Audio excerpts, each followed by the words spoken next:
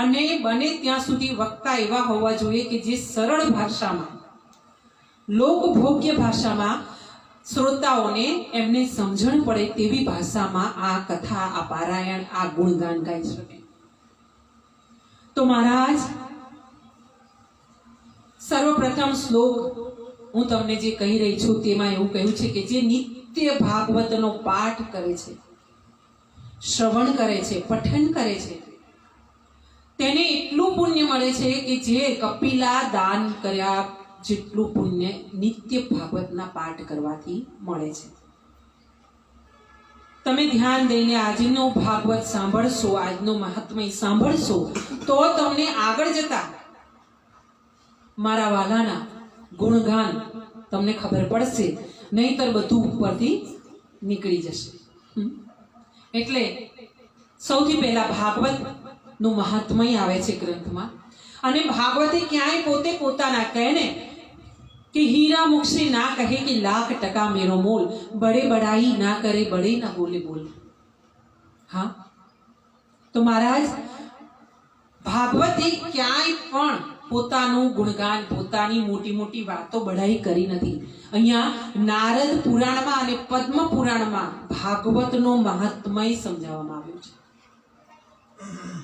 જેટલા સંતો છે, જેટલા હરિભક્તો છે, જેટલા વૈષ્ણવ છે, તેમને ખબર હશે કે ભાગવતે ક્યારેય પણ પોતાના ગુણગાન ગાયા નથી. જેમ કોઈ સજ્જન વ્યક્તિ સમાજમાં હોય અને પોતે સમાજ સેવા કરતા હોય પણ કોઈને કહેતા ના હોય, એ જ રીતે ભાગવતનો મહાત્મય નારદ પુરાણ અને પદ્મ પુરાણમાં ગાવામાં આવ્યો છે.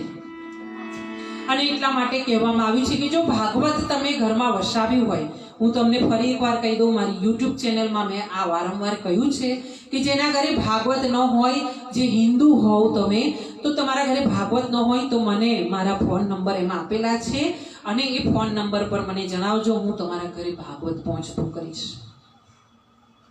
હા, એટલા માટે કે જો મારા ભાગવત દેવાથી તમારા ઘરે એક દિવસ એક શ્લોકનું પઠન થતું નિત્ય થશે તો આપણા ધર્મની જય જયકાર થશે, આપણા હિન્દુ ધર્મની, સનાતન ધર્મની જય જયકાર થશે.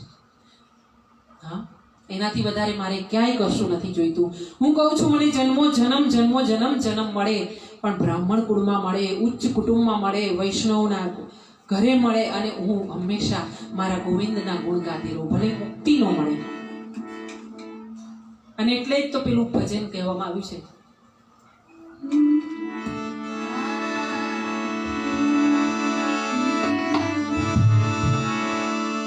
મુક્તિ મળે કે ના મળે,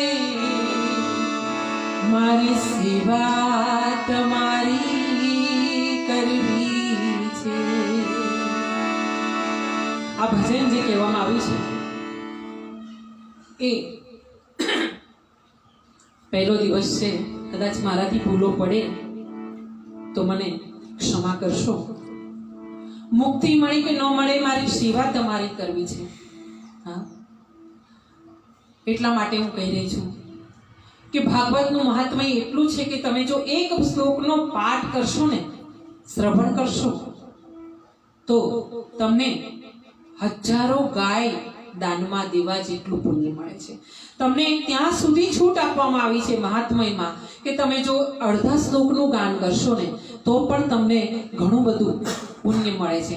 તમને ત્યાં સુધી પણ છૂટ આપવામાં આવી છે. આપણા હિન્દુ ધર્મમાં 33 કોટી દેવતાઓ આપ્યા છે, અને 33 કોટી દેવતાઓ દ્વારા આપણે જેને પણ બ્રહ્માને, વિષ્ણુને, શિવને, કૃષ્ણને અને માતાજીને, આપણા કોઈ ગુરુદેવને આપણે ભજન કરીએ અને એને ઈષ્ટદેવની આપણે પૂજન કરીએ, અને એ બધાને પૂજન ને મહાત્મ્યને નામ સ્મરણ કર્યા પછી અંતે તો આપણે એક જ જગ્યાએ પહોંચીએ છીએ કે સર્વદેવમ નમસ્કારમ કેશવમ પ્રતિગચ્છતિ.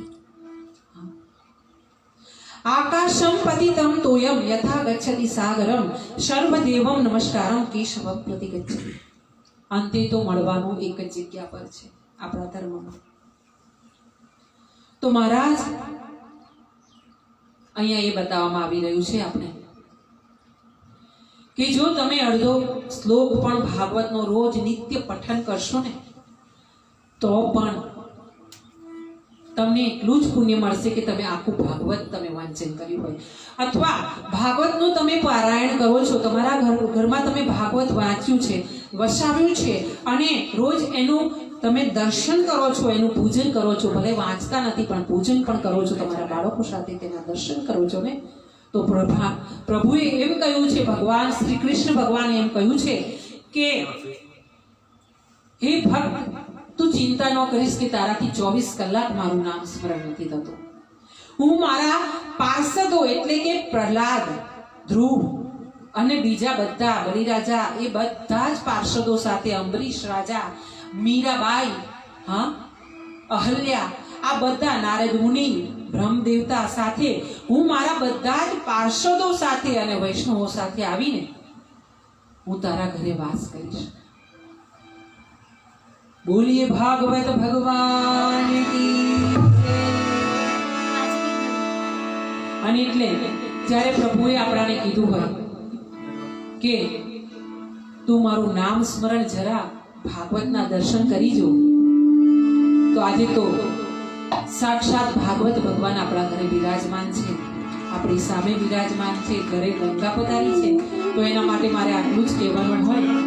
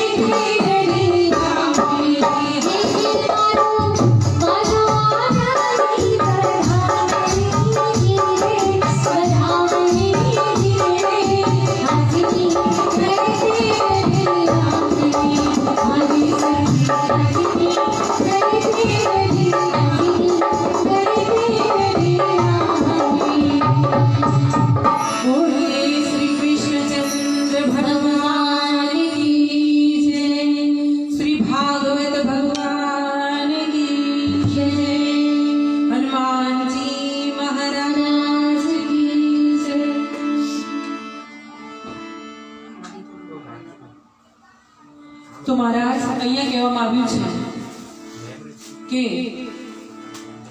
હું જ્યાં ભાગવત વસે છે ત્યાં મારા પાર્ષદો સાથે આવીને હું નિવાસ કરું છું. તો પ્રભુ પોતે જ્યારે આ કહી રહ્યા છે આપણાને કે હું મારા પાર્ષદો સાથે આવીને અહીંયા વાસ કરું છું, ત્યારે એમાં કોઈ શંકાને સ્થાન રહેતું નથી.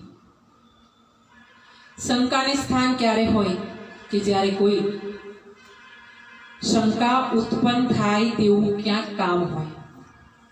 ભાગવત એટલે પ્રભુનું નામ સ્મરણ ભજન, અને કરે કોણ? ભજન કરે ભગત. ભજન ભગત મફત. જગત અને જગત આખું સાંભળે, મફત જ સાંભળે. એ તો જેને ખર્ચ્યા હોય એને ખર્ચ્યા હોય, બાકીના બધાએ લાવો લેવાનો હોય. અને જો છતાં લાવો ન લેવાય તો આપણા કરમ ફૂટ્યા એવું આપણે માનવું જોઈએ. જ્યારે ઘરે બેઠા ગંગા આવતી હોય તો આમ તમે ગંગાના દર્શન કરવા જાઓ, મહાત્મય હું તમને સમજાવી રહી છું, તો તમને સમજાવી દઉં કે જ્યારે તમે ગંગાજીના, ભાગવતની કથા એ ઘરે બેઠા ગંગા કહી છે, તો ભાગવતની કથા એટલે ગંગાજીમાં સ્નાન કર્યા બરાબર. એનો એક એક શ્લોક ગંગાજીમાં ડૂબકી માર્યા બરાબર છે. હવે તમે ગંગાજીમાં હરિદ્વાર જાઓ અને સ્નાન કરવા જાઓ તો તમારે પહેલા સમયનો ભોગ આપવો પડે. સમયના ભોગની સાથે તમારે પૈસા એટલે નાણું, દ્રવ્ય, ધન આપવું પડે, નાણાલાલ. અને એ બધું કરતા જાઓ તો તમારા શરીરનું સ્વાસ્થ્ય સારું હોય તો તમે ત્યાં જઈ શકો.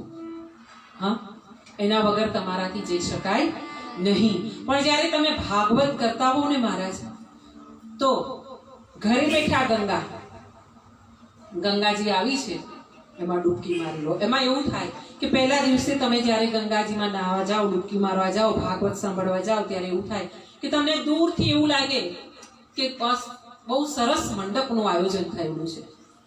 હા, અને મંડપના આયોજનની સાથે સાથે ક્યાંક ક્યાંક શણગાર કરવામાં આવ્યા છે, ક્યાંક ક્યાંક સારું સારું તોરણિયા બાંધવામાં આવ્યા છે, તમને એવું બધું લાગે.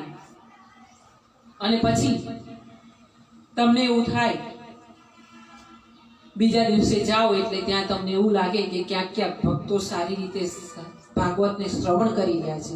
હા, અને પછી તમને એવું લાગે ત્રીજા દિવસે જાઓ એટલે તમને વ્યાસપીઠ દેખાય. આ નિયમ છે ભાગવતનો. જ્યારે તમે પહેલા નવા હું ને તમે, આપણે બધા જ્યારે નવા આસ્તિક બનીએ છીએ ને પ્રભુ પ્રત્યે, આપણે જ્યારે આપણા સદ કાર્યો હોય, આપણા 10 જન્મના પુણ્ય કાર્યો હોય, આપણા મા બાપના પુણ્ય કાર્યો હોય, ત્યારે ભાગવતના મંડપમાં તમે પગ મૂકવાને લાયક બનો છો, તમારી લાયકાત થાય છે. એટલે હું વારંવાર મારા પ્રભુને હું મારી વાત કરું તો હું વારંવાર મારા પ્રભુને એક જ વાત કરું છું કે પ્રભુ મને તારા લાયક બનાવજે.